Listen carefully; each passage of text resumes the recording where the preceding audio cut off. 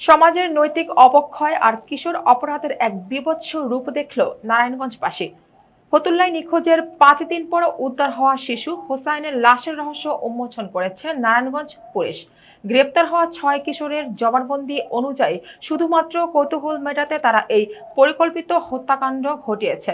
প্রতিনিধি S M Shahin জানান, গত 18 এপ্রিল তক্কার মাঠ এলাকার ফুল বিক্রেতা সুমনের সন্তান হোসাইন পরে 23 এপ্রিল ইকরাপুর ব্যাংক কলোনির একটি পরিত্যক্ত বাড়ির ময়লার স্তূপ থেকে তার মরদেহ উদ্ধার করা হয়।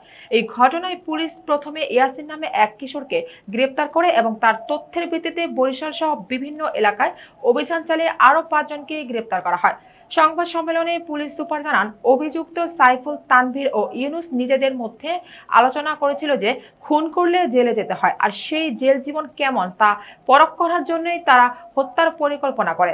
পথচারী শিশু হুসাইনকে টার্গেট করে গাঁজা সেবনের প্রলোভন দেখিয়ে পরিত্যক্ত স্থানে নিয়ে যাওয়া হয়। সেখানে রাহাত হোসেন ও ওমর নামের আরও 3 সহযোগী আগে থেকেই ওত পেতেছিল।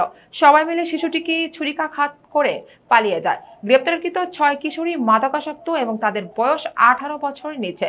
মামলার প্রধান আসামি ইয়াসিন আদালতে 164 ধারায় স্বীকারোক্তিমূলক জবানবন্দি দিয়েছে। পুলিশ সুপার আরও জানান, এই চক্রের আরও একজন সদস্য পলাতক রয়েছে, যাকে গ্রেপ্তারে অভিযান অব্যাহত আছে। একটি সামান্য কৌতূহল মেটাতে এমন নির্মম হত্যাকাণ্ড পুরো জেলায় চাঞ্চল্য ও আতঙ্কের সৃষ্টি করেছে। সমাজের যে মেসেজ যে সবাই কিন্তু 18 বছর কম বয়সী ছেলে এবং তারা কোনো পূর্ব শত্রুতা থেকে নয়, শুধু জেল খাটতে কেমন লাগে সেই কৌতূহল থেকে তারা একটা একটা ছেলেকে 11 বছর একটা ছেলেকে নৃশংসভাবে হত্যা করেছে। গত 18 এপ্রিল দুপুর আনুমানিক 11:30টার সময় ফতুল্লা এলাকার তক্কারপাট এলাকায় শিশু হুসাইন নামে এক ছেলে, যে তার বাবার সাথে ফুল বিক্রি করত, তখন 3 জন বখাটের ছেলে তাকে ডেকে নিয়ে যায়। মিঠু মিয়ার এক পরিত্যক্ত বাড়ি আছে পাশে, একতলা বাড়ি, সেই বাড়িতে ওই বখাটে ছেলেরা আড্ডা মারত। তখন সে শিশু হোসেনকে ডেকে নিয়ে যায়। ডেকে নিয়ে যাওয়ার পর দেখে যে বখাটেদের আরো 3 জন বন্ধু সেখানে গাঁজা সেবন করছে।